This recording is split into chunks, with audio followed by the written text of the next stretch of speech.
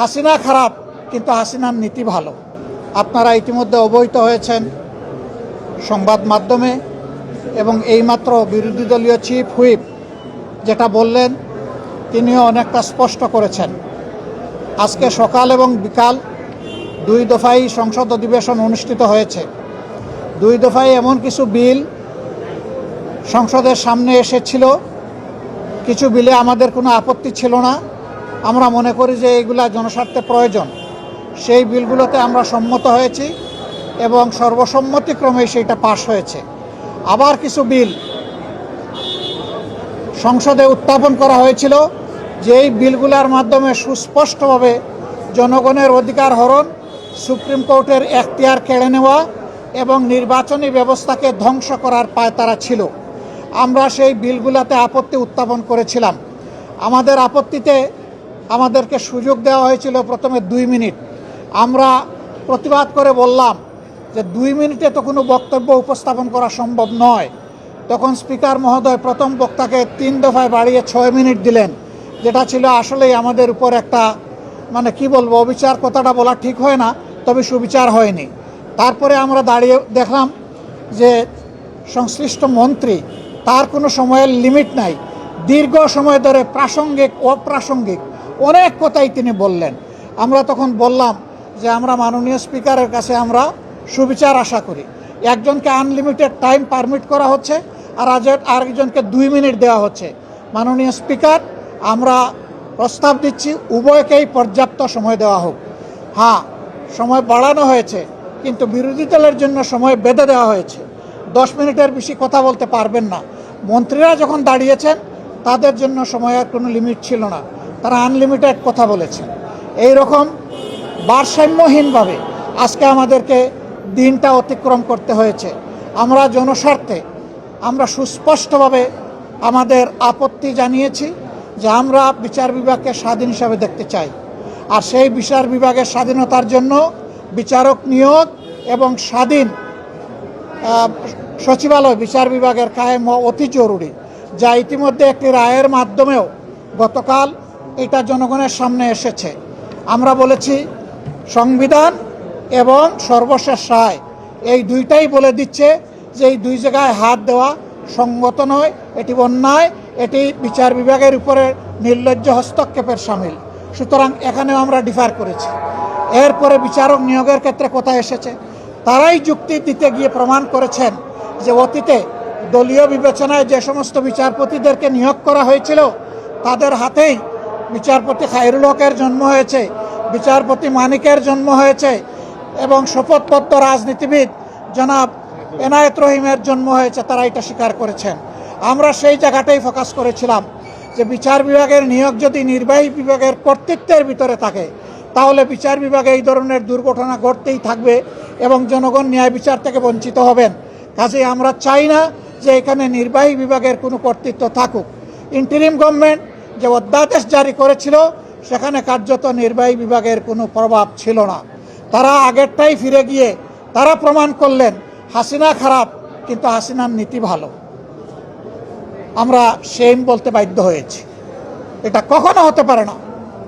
যে পদ্ধতি ফ্যাসিবাদের জন্ম দিয়েছিল সেই পদ্ধতি আবার বাংলাদেশের বিচার ব্যবস্থায় ফিরে আসুক, এটা আমরা কামনা করি না, এটা আমরা চাই না। এখানেও আমরা আমাদের তীব্র প্রতিবাদ রেকর্ড করেছি। এরপরে আপনারা দেখেছেন স্থানীয় সরকার বিল।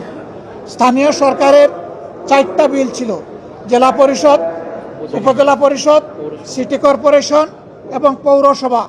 এই সব জায়গায় বেপরোয়াভাবে অনেক জায়গায় ইতিমধ্যে দলীয় প্রশাসক নিয়োগ করে এই জায়গাগুলোকে কলুষিত করা হয়েছে। অথচ বিএনপি তাদের 31 দফা সংস্কার প্রস্তাব এবং তাদের নির্বাচনী ইশতেহার 2 জায়গায় পরিষ্কার বলেছে স্থানীয় সরকার লেভেলে যদি কোনো নির্বাচিত জনপ্রতিনিধি মারা যান অথবা কোর্টের দ্বারা সুস্পষ্ট দণ্ডিত হন সেই ক্ষেত্রেই কেবল প্রশাসক বসানো হবে, অন্যথায় নয়। এখন কোন কারণে তারা বসালেন তার কোনো জবাব তারা আমাদেরকে দিতে পারেননি। তারা মূলত এই টায়ারগুলোকে নির্লজ্জ দলীয়করণই করেছেন এবং তারও প্রতিবাদ আমরা জানিয়েছি। আমরা আশঙ্কা করছি এইভাবে বাংলাদেশের সবগুলো প্রতিষ্ঠানকে দলীয়করণ করা হবে কার্যত এটি হবে আরেকটা ফ্যাসিজম, কার্যত এটি হবে আরেকটা অলিখিত বাকশাল।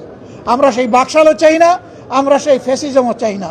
এই জন্য এই ব্যাপারে আমরা সংবিধান থেকেই যুক্তি উত্থাপন করেছি এবং এই ব্যাপারে অতীতের অনেকগুলা গুরুত্বপূর্ণ মামলা, কুদরতে এলাহি বা বার্সার সরকার, তারপরে মাজদার হোসেন বার্সার সরকার, এই মামলাগুলো আমরা সামনে এনেছি রেফারেন্স। আমরা আশা করি এইগুলো আপনারাও জানেন। আমরা জনগণের পক্ষে, এই জন্য জনবিরোধী যে আইনগুলো আজকে সংসদে শুধুমাত্র টুটার মেজরিটির বলে পাশ করা হয়েছে, তারই প্রতিবাদ জানিয়ে, নিন্দা জানিয়ে আমরা সংসদ থেকে ওয়াক আউট করেছি। কিন্তু আমরা সংসদ বর্জন করি নাই। আমরা যাব, জনগণের হয়ে কথা বলবো, জনগণের স্বার্থের পক্ষে অবস্থান অক্ষুণ্ণ রাখবো।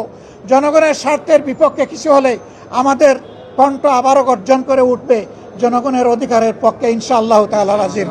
সাংবাদিক বন্ধুগণ, আপনারা পাশে থাকবেন। প্রিয় দেশবাসী, আপনাদের অধিকারের জন্য আমরা লড়াই চালিয়ে যাচ্ছি, লড়াই আমরা চালিয়ে যাব। কোনো অন্যায়ের কাছে আমরা মাথা নত করব না। আল্লাহ হাফিজ, বাংলাদেশ জিন্দাবাদ। হ্যাঁ, আমরা আজকে শেরপুর এবং বগুড়ায় দুটা নির্বাচন হয়েছে। এখানে অনেকেই বক্তব্য রাখতে গিয়ে বলেছেন 94 সালে হয়েছিল মাগুরায়, এবার হলো বগুড়ায়। শুধু নাম পরিবর্তন হয়েছে, কিন্তু স্টাইল একই ধরনের ছিল। দলীয় সরকারের অধীনে তাদের কমিটমেন্ট ছিল তারা রাষ্ট্রীয় কোনো প্রতিষ্ঠানের উপর হস্তক্ষেপ করবেন না। আজকে কি হয়েছে জনগণ দেখেছে। শেরপুর 3 আসনে এর আগেও আপনারা জানেন আমাদের একজন সহকর্মীকে হত্যা করা হয়েছিল, একটা উপজেলার একজন সেক্রেটারি মৌলানা রেজাউল করিমকে। আজকে আরেকটা উপজেলার একজন সেক্রেটারিকেও হত্যা করা হয়েছে। আমরা তার নিন্দা জানাই এবং এই 2 হত্যাকাণ্ডে দোষী, দুষ্কৃতিকারী, হত্যাকারী, খুনি যারা, এদেরকে বিচারে আওতায় আনার জন্য আমরা এই সংসদের স্পিকারের মাধ্যমে সাহায্য কামনা করেছি। প্রিয় দেশবাসী, এর মাধ্যমে প্রমাণ হয়ে যাচ্ছে যেই লাউ সেই কদু। এতদিন পর্যন্ত বিএনপির সমস্ত ভুলই ছিল মানুষকে ধোঁকা দেওয়া এবং প্রতারণা করা। তারা সেই একই ফ্যাসিজমের পথে হাঁটছে। আমরা আপনাদেরকে কথা দিচ্ছি দেশবাসী, আমরা ফ্যাসিজমকে মেনে নেব না। আগের ফ্যাসিজমকেও মেনে নেয়নি জনতা, আগের ফ্যাসিজমকে রুখে দিয়েছিল। নতুন করে ফ্যাসিজমকেও যদি কেউ প্রতিষ্ঠা করতে চান, তাও ইনশাআল্লাহ জনগণকে সাথে নিয়ে আমরা রুখে দেবো ইনশাআল্লাহ। আল্লাহ হাফিজ, বাংলাদেশ জিন্দাবাদ। আসসালামু আলাইকুম ওয়া রাহমাতুল্লাহ।